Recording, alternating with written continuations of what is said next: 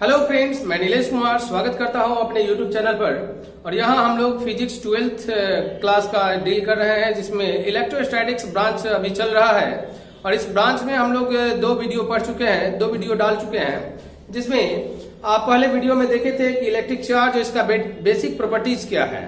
उसके बाद दूसरा वीडियो है हमारे प्लेलिस्ट में। आप अगर नहीं देखे हैं उन वीडियो को तो आप जाएं हमारे चैनल के प्लेलिस्ट में, और इलेक्ट्रोस्टैटिक्स पार्ट 1 करके वह प्लेलिस्ट बना हुआ है, जिसमें पहला वीडियो इलेक्ट्रिक चार्ज और फील्ड के बारे में बताया गया है, इलेक्ट्रिक चार्ज और उसके बेसिक प्रॉपर्टीज के बारे में बताया गया है। नेक्स्ट वीडियो जो हमने अपलोड किया है उसमें इलेक्ट्रिक फील्ड इंटेंसिटी और इलेक्ट्रिक फील्ड इंटेंसिटी का डेरिवेशन बताया है।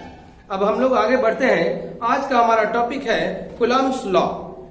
पिछले पहले वाले वीडियो में आप देखिएगा, एक एक्सपेरिमेंट हमने डील किया था कि जब आप एबोनाइट रॉड को या फिर ग्लास रॉड को, एबोनाइट रॉड को आप कैट स्किन से रब करते हैं या फिर ग्लास रॉड को आप सिल्क से रब करते हैं, तो दोनों पर अपोजिट नेचर के चार्जेज आ जाते हैं।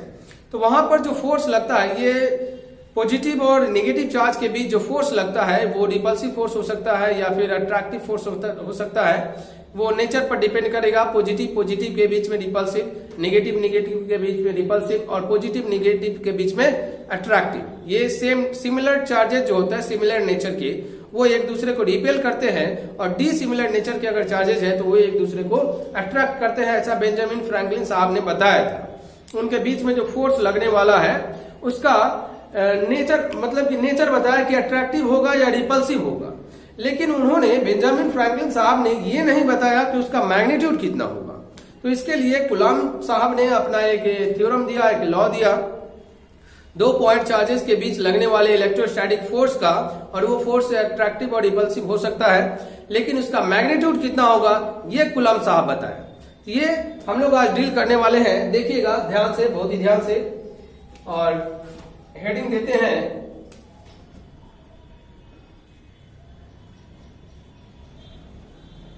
Coulomb's law.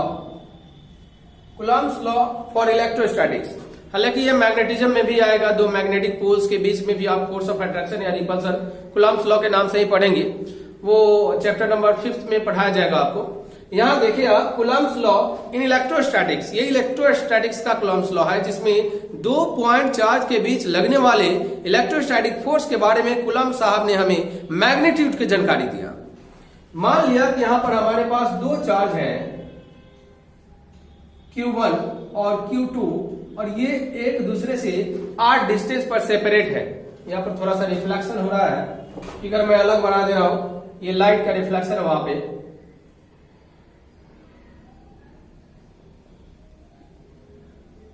ये 2 पॉइंट चार्जेस है Q1 और Q2, जो एयर या वैक्यूम में रखे गए हैं।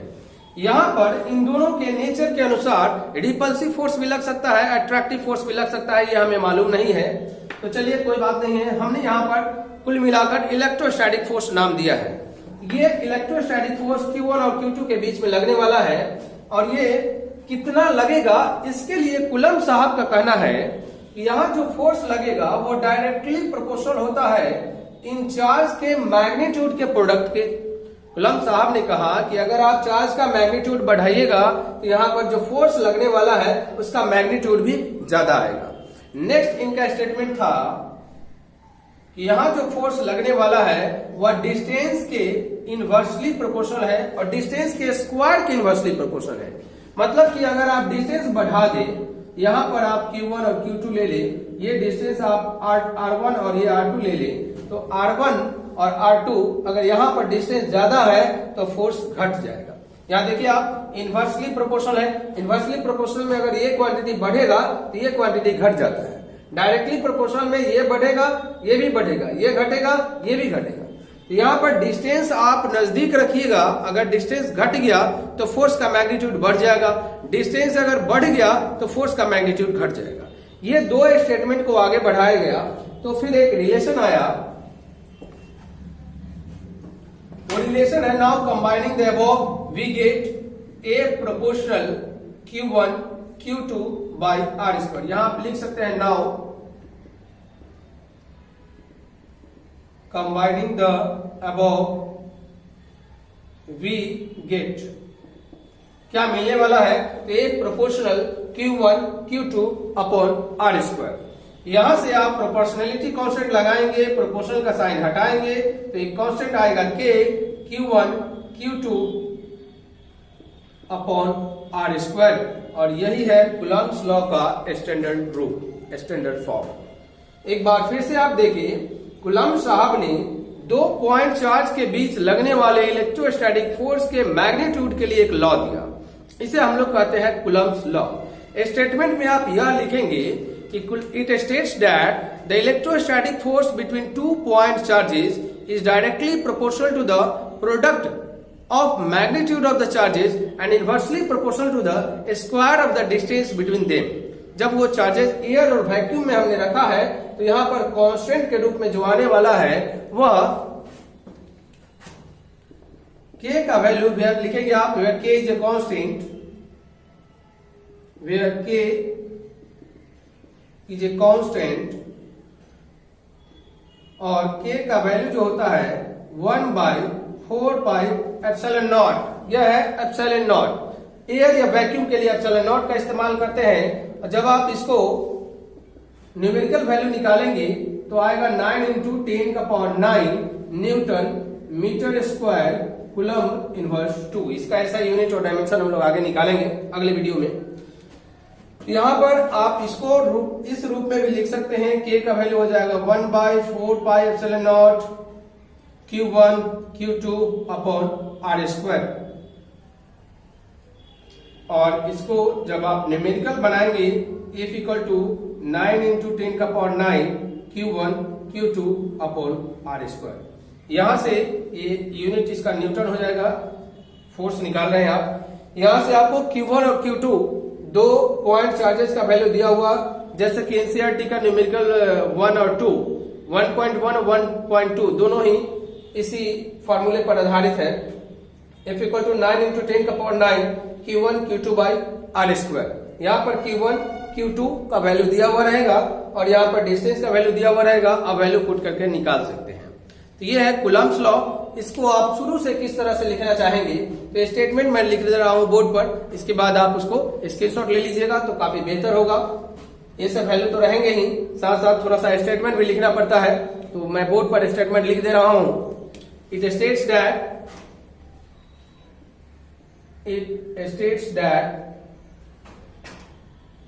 the force of, या फिर आप लिख सकते हैं the electrostatic force of, the दिख रहा है यह इलेक्ट्रोस्टैटिक फोर्स ऑफ, उधर तक दिख रहा है नहीं, ऑफ नहीं दिख रहा। The electrostatic force of repulsion और attraction, रिपल्सन भी हो सकता है और अट्रैक्शन भी हो सकता है, वो तो चार्ज के नेचर पर निर्भर करेगा। The electrostatic force of attraction or repulsion between two point charges,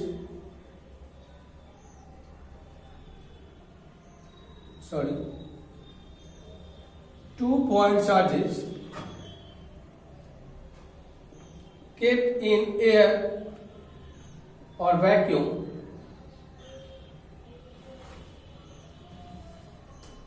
is directly proportional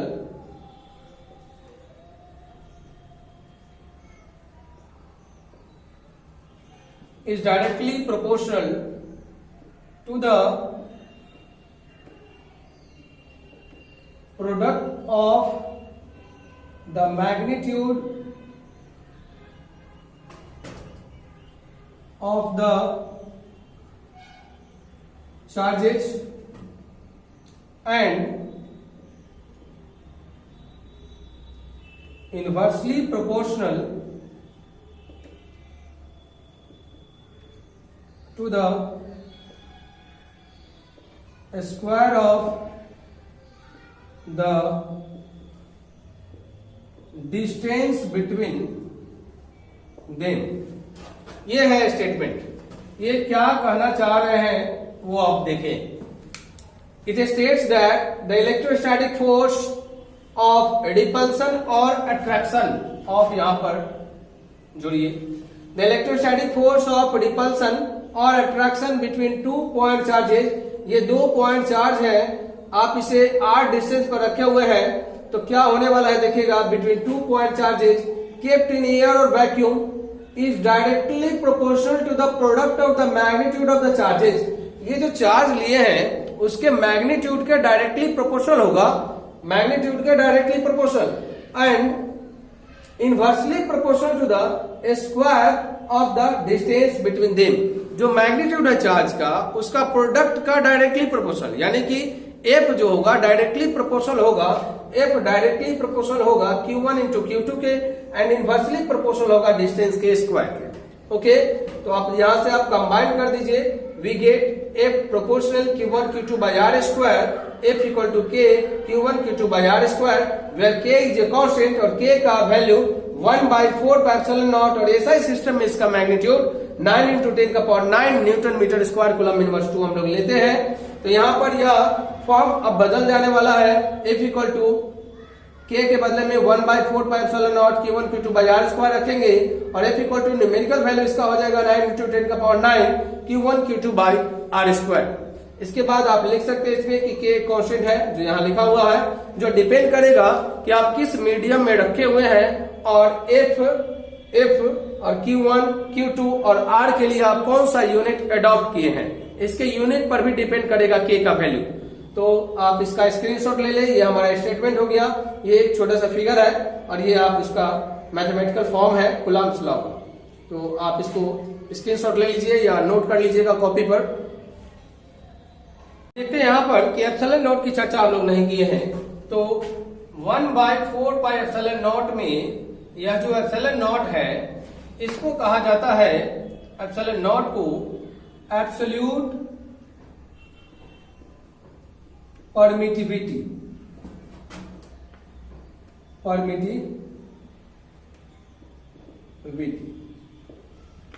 और इसका एक और नाम है परमिटिविटी ऑफ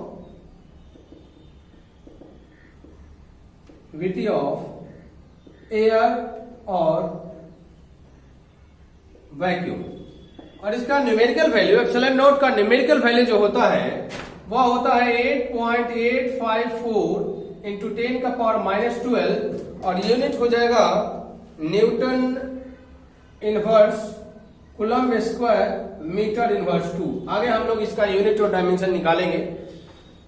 तो ये है एप्सिलॉन नॉट के बारे में कि एप्सिलॉन नॉट को कहा जाता है एब्सोल्यूट परमिटिविटी, और इसका नाम है परमिटिविटी ऑफ एयर और वैक्यूम, दो नाम है, और इसका न्यूमेरिकल वैल्यू है 8.854 into 10⁻12 newton inverse coulomb square metre inverse 2। तो आगे देखते हैं हम लोग, अब इसको स्क्रीनशॉट ले लें।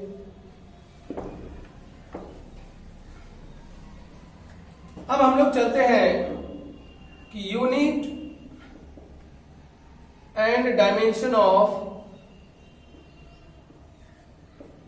के। अभी जो आप इस्तेमाल किए हैं एक कांस्टेंट के नाम से जो आप एक कांस्टेंट इस्तेमाल किए हैं उसका यूनिट क्या होगा, तो हम लोग जानते हैं we know that F equal to K Q1 Q2 by R square. Coulomb's law का एक यह भी फॉर्म है। यहां से आप के का यूनिट निकालना चाहते हैं तो के का मैग्नीट्यूड निकाल लीजिए, यहां से वैल्यू निकाल लीजिए, गुना कर लीजिए, F R square equal to K Q1 Q2 और के का वैल्यू निकालिएगा, Q1 Q2 आएगा डिवाइड में एफ इक्वल टू हो जाए के इक्वल टू हो जाएगा F R square by Q1 into Q2। ये वैल्यू हो गया के का। अब आप इसका ऐसा यूनिट और डायमेंशन दोनों ही बड़ी आसानी से निकाल सकते हैं। एफ का यूनिट होता है न्यूटन, और यह आर है डिस्टेंस यानी कि मीटर का स्क्वायर, और ये चार्ज है कूलम इंटू कूलम यानी कि कूलम का स्क्वायर, ये newton metre square coulomb inverse 2 हो जाएगा। ओके, अब यहां से आप डायमेंशन की चर्चा करें तो डायमेंशन हो जाता है इसका फोर्स का ml t इनवर्स 2, डिस्टेंस का l square divided by charge का at, और यहाँ दो चार्ज है मल्टीप्लाई में a स्क्वायर t स्क्वायर हो जाएगा। आगे देखिए आप m कहीं नहीं है, यहीं पर है सिर्फ एम एल का पावर हो जाएगा 3 और टी का पावर हो जाएगा यहाँ पर -2 और ये भी जाएगा -2 में तो -4 और ए जाएगा ऊपर तो -2। तो ये हो गया यूनिट एंड डायमेंशन ऑफ के। आगे हम लोग देख लेंगे अब unit and dimension of epsilon not. तो आप इसको स्क्रीनशॉट ले लें, फिर आगे बढ़ते हैं हम लोग, या फिर इधर देख लीजिए, जगह है हमारे पास। Now unit and dimension of epsilon naught. Epsilon naught का यूनिट और डायमेंशन हम लोग निकालना चाहते हैं इधर के हिस्से में। देखिए, वी नो दैट, हम यहां फिर से इस्तेमाल करेंगे we know that Coulomb's law के एक फॉर्म को, जो फॉर्म है हमारा F equal to 1/4 pi epsilon naught Q1 Q2 upon R square. यहां पर आपने इस्तेमाल किया था F equal to K Q1 Q2 by R square, लेकिन यहां पर हमें K वाला नहीं लेना है, वह लेना है जिसमें एप्सिलॉन नॉट आ रहा है। तो आगे देखिए आप, F इक्वल टू हो जाएगा, यहां से एप्सिलॉन नॉट का वैल्यू चाहिए। एप्सिलॉन नॉट यहां आएगा, जो इधर डिवीजन में है यहां आ जाएगा मल्टीप्लाई में, और ये इधर से आ जाएगा यहां। तो 1/4 पाई एप्सिलॉन नॉट नहीं रहेगा, यहाँ पर F रहेगा, और ये Q1 Q2 by R square जैसे का तैसे रहेगा। आप देखिए एप्सिलॉन नॉट को हमने यहां किया और F को हमने यहां किया। ओके, अब आप यहां से एप्सिलॉन नॉट का वैल्यू निकल चुका है। ऐसा यूनिट देखिए इसका, ऐसा यूनिट 1/4 पाई का यूनिट नहीं होगा, कांस्टेंट क्वांटिटी है। ऊपर में है चार्ज इंटू चार्ज, यानी कि coulomb square, charge into charge, coulomb into coulomb, coulomb square. नीचे में है फोर्स, तो न्यूटन, और डिस्टेंस का स्क्वायर यानी कि मीटर का स्क्वायर। आप लिख सकते हैं इसको newton inverse coulomb square metre inverse 2। आगे देखिए अब इसका डायमेंशन देखिए, तो चार्ज का डायमेंशन में भी आप कांस्टेंट को डायमेंशन में नहीं लेंगे। तो चार्ज का डायमेंशन है यहाँ 80 इंटू यहाँ भी एक और चार्ज, दो चार्ज है, एक ही साथ कर देते हैं, a square T square divided by force का dimension ml inverse 2 into distance का स्क्वायर यानी कि l का स्क्वायर। अब आप m को ऊपर लेकर जाएंगे तो m का पावर -1 हो जाएगा, l into L square l cube, और l क्यूब को ऊपर लेके जाएंगे तो l का पावर -3 हो जाएगा, और t का पावर -2 ऊपर आएगा तो t का पावर 4 हो जाएगा, और a स्क्वायर आपका रह गया। ये हो गया unit and dimension of k, और ये हो गया unit and dimension of epsilon not. तो आप इस कूलम्ब्स लॉ को और इसके यूनिट और डायमेंशन को ध्यान से कॉपी पर नोट कर ले, स्क्रीनशॉट लेकर, और बार बार रिवाइज करें, आपका यह टॉपिक अच्छा हो जाएगा। तो नेक्स्ट वीडियो आएगा अगले टॉपिक पर, देखते हैं हम लोग क्या है अगला टॉपिक। तो तब तक के लिए धन्यवाद। वीडियो अगर अच्छा लगता हो तो आप इसे लाइक करें और दोस्तों के साथ शेयर और सब्सक्राइब करें। Thank you.